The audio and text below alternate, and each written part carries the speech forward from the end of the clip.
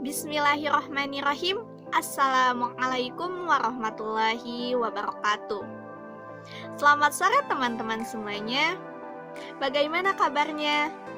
Semoga senantiasa selalu ada dalam lindungan Allah Subhanahu wa taala.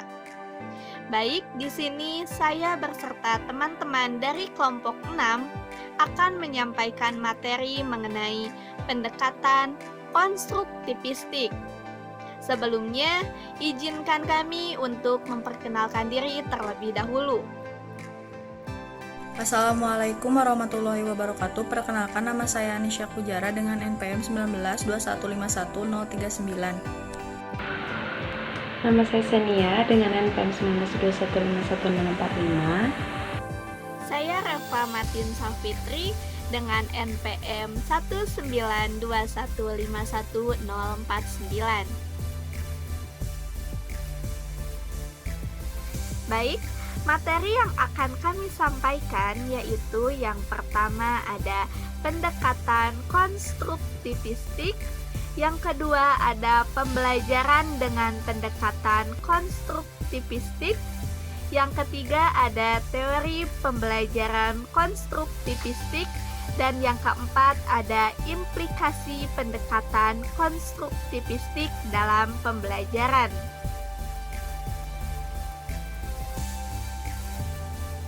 Yang pertama ada pendekatan konstruktivistik. Apa sih itu konstruktivistik dan pendekatan konstruktivistik? Menurut Sanjaya Wina pada tahun 2009, konstruktivistik adalah proses membangun atau menyusun pengetahuan baru dalam struktur kognitif siswa berdasarkan pengalaman. Anita Wolfox pada tahun 2005 mengemukakan definisi pendekatan konstruktivistik sebagai pembelajaran yang menekankan pada peran aktif siswa dalam membangun pemahaman dan memberi makna terhadap informasi dan peristiwa yang dialami.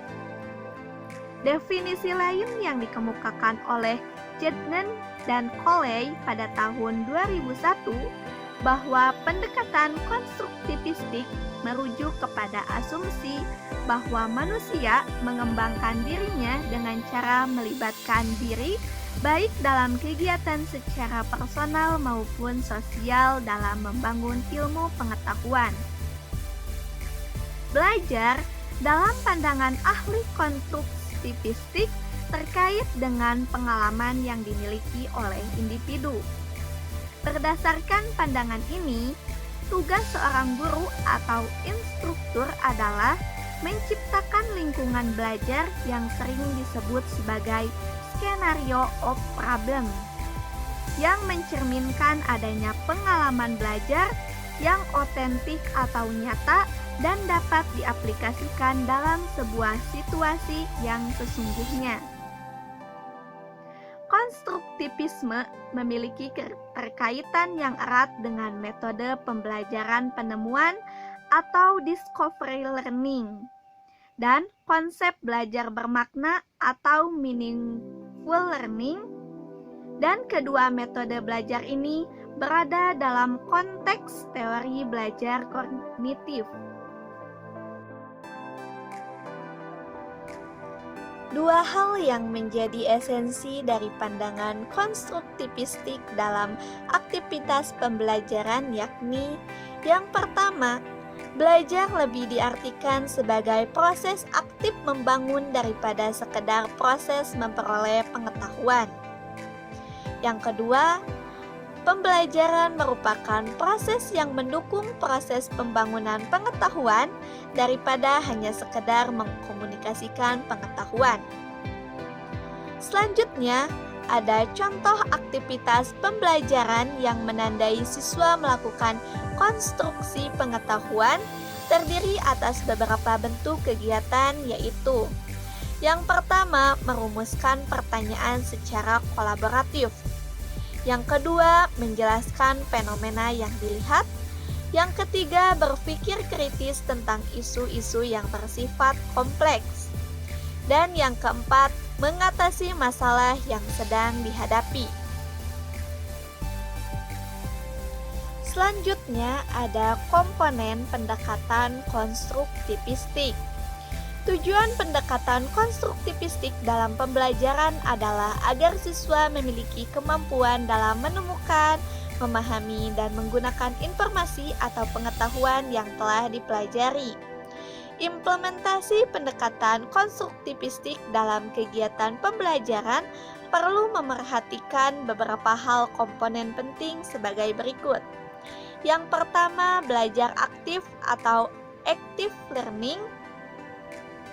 Yang kedua, siswa terlibat dalam aktivitas pembelajaran yang bersifat otentik dan situasional. Yang ketiga, aktivitas belajar harus menarik dan menantang. Yang keempat, siswa harus mampu merefleksikan pengetahuan yang sedang dipelajari. Yang kelima, siswa harus mengaitkan informasi baru dengan informasi yang telah dimiliki sebelumnya dalam sebuah proses yang disebut bridging. Dan yang keenam, guru lebih banyak berperan sebagai fasilitator yang dapat membantu siswa dalam melakukan konstruksi pengetahuan.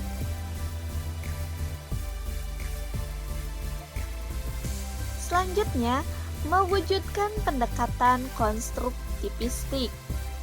Hal yang perlu diperhatikan untuk mewujudkan pendekatan konstruktivistik dalam kegiatan pembelajaran yaitu sebagai berikut. Yang pertama, berikan kesempatan kepada siswa untuk melakukan belajar dalam konteks nyata. Belajar terjadi manakala siswa menerapkan pengetahuan yang dipelajari dalam mengatasi suatu permasalahan. Yang kedua, ciptakan aktivitas belajar kelompok. Belajar merupakan sebuah proses yang berlangsung melalui interaksi sosial antara guru dan siswa dalam menggali dan mengaplikasikan kombinasi pengetahuan yang telah mereka miliki. Dan yang ketiga, ciptakan model dan arahkan siswa untuk dapat mengkonstruksi pengetahuan. Guru dan siswa bekerja sama untuk mencari solusi terhadap suatu permasalahan. Selanjutnya ada aspek-aspek pembelajaran atau desain pembelajaran konstruktivistik. Aspek-aspek pembelajaran ini terdiri dari 4 aspek. Yang pertama, perencanaan kegiatan. Yang kedua, strategi dalam kelas. Yang ketiga, kegiatan peserta didik. Dan yang keempat, teknik pembelajaran. Pada perencanaan kegiatan, yang pertama, guru mencoba menggali ide-ide peserta didik dengan menggunakan pertanyaan dan mengarahkan serta menjelaskan unit-unit pelajaran secara keseluruhan. Yang kedua, menerima dan menggalakkan peserta didik untuk menyampaikan ide-idenya. Yang ketiga, menggalang kepemimpinan peserta didik, kerjasama antara peserta didik, pencarian informasi dan pengambilan tindakan nyata sebagai hasil proses pembelajaran. Lalu dalam strategi dalam kelas, yang pertama, menggunakan pemikiran, pengalaman, dan minat peserta didik untuk mengarahkan pembelajaran atau seringkali mengubah rencana pembelajaran yang sudah disiapkan. Yang kedua, menggalakkan sumber-sumber informasi alternatif berupa materi tertulis dan pakar selain buku teks. Yang ketiga, menggunakan pertanyaan terbuka. Lalu, pada kegiatan peserta didik, yang pertama, menggalakkan peserta didik untuk mengelaborasi pertanyaan dan jawaban mereka. Yang kedua, menggalakkan peserta didik untuk mencari sebab-sebab dari suatu peristiwa dan situasi. Dan yang ketiga, menggalakkan peserta didik untuk menguji ide mereka sendiri, misalnya menjawab pertanyaan mereka, membuat dugaan-dugaan mengenai penyebab, dan membuat prediksi-prediksi tentang ide yang diajukan. Pada teknik pembelajaran, yang pertama ada mencari ide-ide peserta didik sebelum menyebutkan ide-ide guru atau sebelum mempelajari ide-ide dari buku teks atau sumber lain. Yang kedua, menggalakkan peserta didik untuk saling membandingkan dan memperdebatkan ide dan konsep temannya.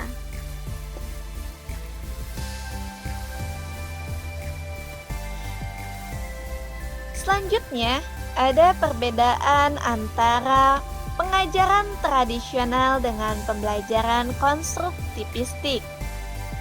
Yang pertama, pada pengajaran tradisional berfokus pada efisiensi.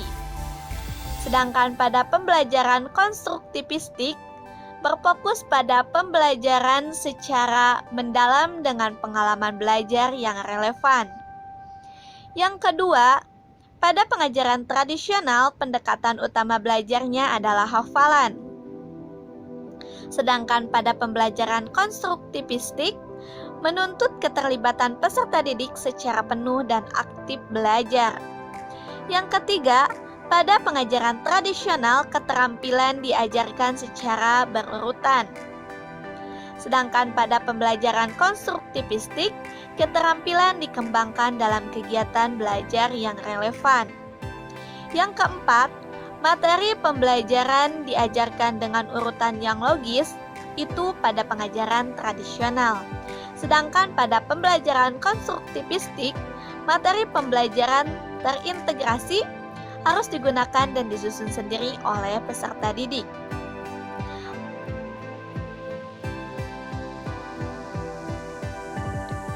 Selanjutnya ada perbandingan pengajaran tradisional dan pembelajaran konstruktivistik ditinjau dari 4 aspek. Aspek yang pertama yaitu kurikulum, aspek yang kedua yaitu peran guru, aspek yang ketiga yaitu peran peserta didik, dan aspek yang keempat adalah penilaian. Yang pertama yaitu aspek kurikulum.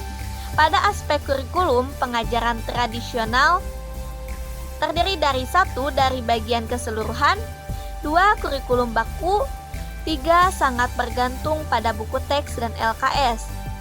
Sedangkan pada aspek kurikulum, pada pembelajaran konstruktivistik, 1 dari keseluruhan kebagian penekanan pada konsep dasar dan keterampilan berpikir, 2 responsif terhadap pertanyaan dan minat peserta didik, 3 sangat bergantung pada sumber data primer dan bahan manipulatif.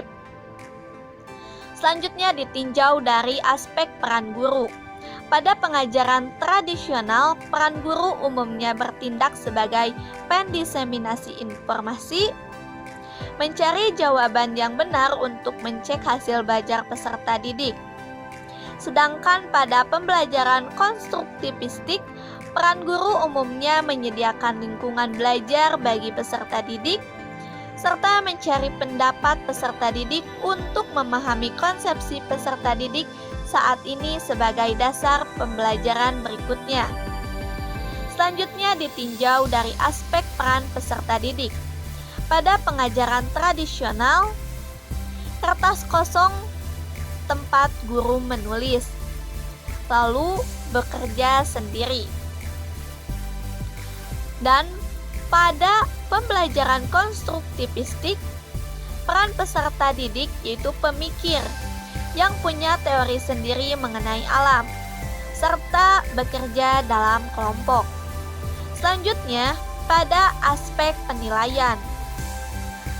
Pada pengajaran tradisional, aspek penilaian ini dipandang sebagai kegiatan terpisah dari pengajaran, hampir seluruhnya melalui tes. Sedangkan pada pembelajaran konstruktivistik, aspek penilaian ini terjalin erat dengan kegiatan pembelajaran. Melalui observasi kegiatan peserta didik, bisa juga melalui pameran hasil karya peserta didik dan portofolio.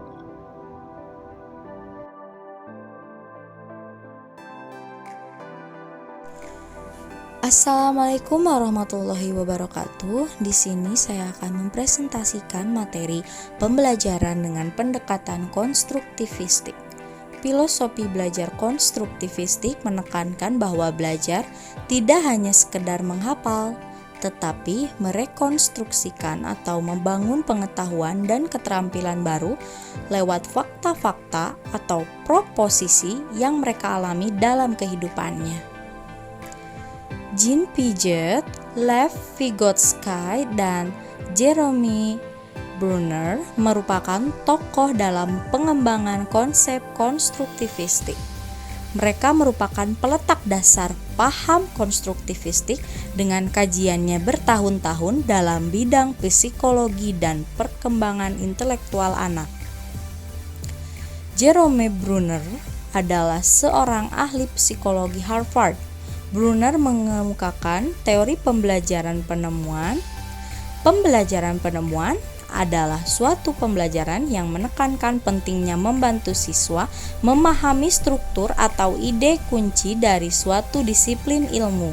Perlunya siswa aktif terlibat dalam proses pembelajarannya terjadi melalui penemuan pribadi.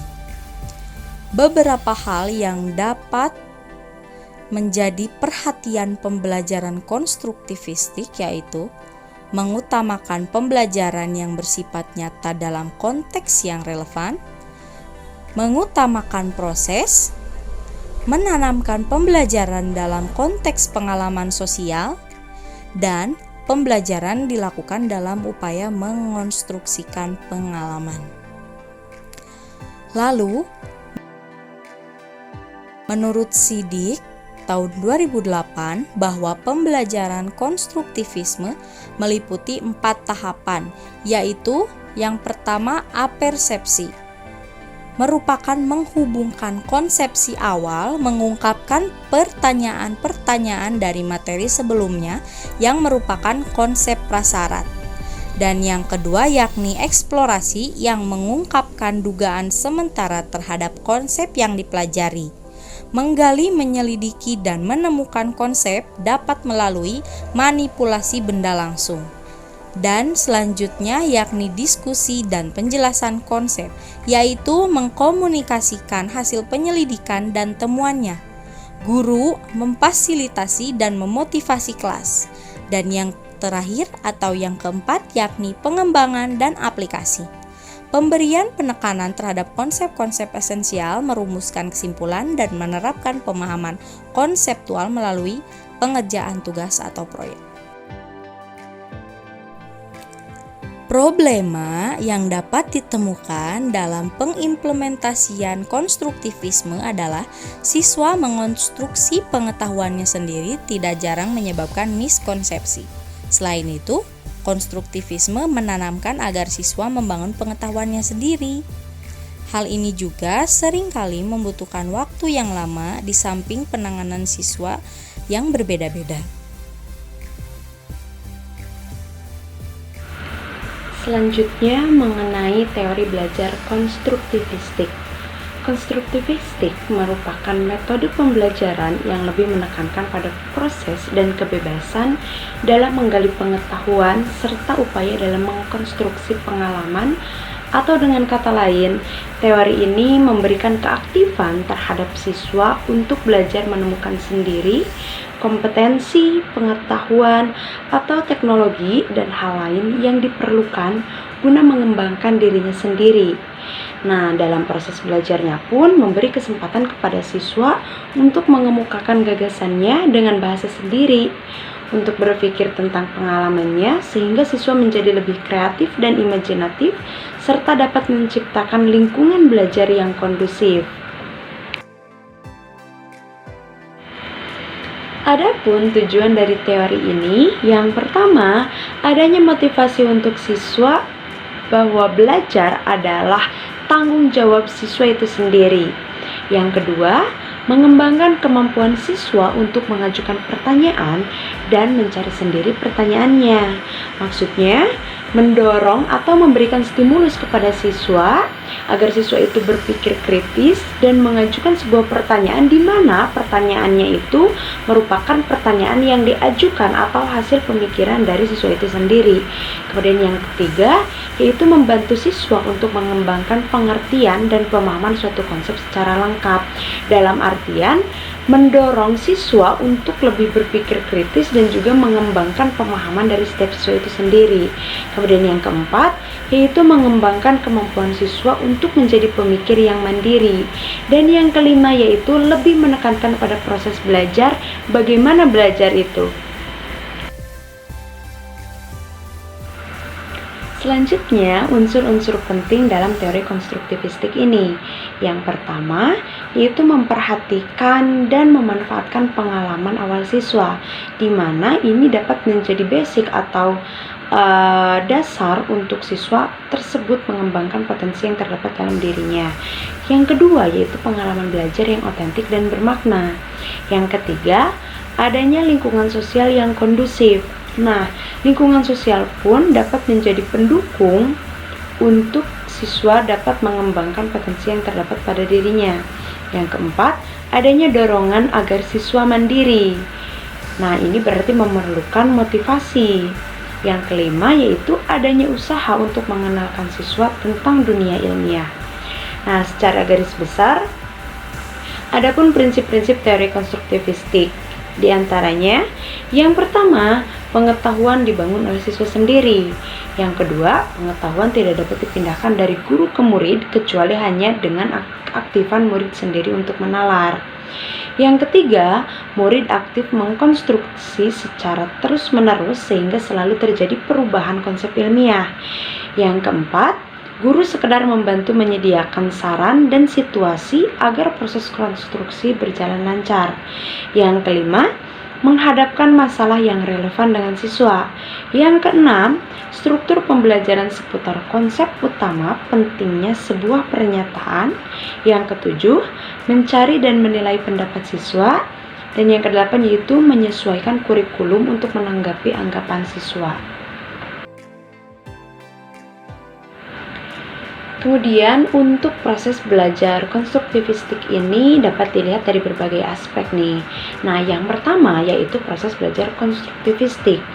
Esensi dari teori konstruktivistik ini adalah siswa harus menemukan dan mentransformasikan suatu informasi kompleks ke situasi lain.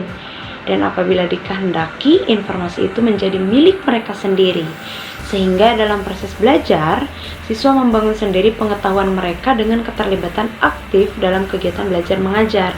Nah, maka dari itu, tadi yang disebutkan bahwa konstruktivistik ini memberi kebebasan kepada siswa untuk mengekspresikan idenya, gagasannya, kemudian pendapatnya, dan kemudian menimbulkan suatu pertanyaan yang merupakan pertanyaan dari dirinya itu sendiri, dan kemudian dapat dikembangkan dan menjadi pengetahuan untuk dirinya sendiri seperti itu. Dan untuk meningkatkan pengetahuan itu sendiri ya berasal dari dirinya sendiri gitu.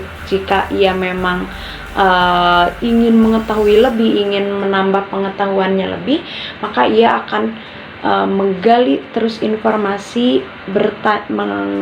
melalui bertanya kepada guru sebagai fasilitator gitu, seperti itu. Kemudian proses belajar konstruktivistik pun dapat dilihat dari aspek peranan siswa.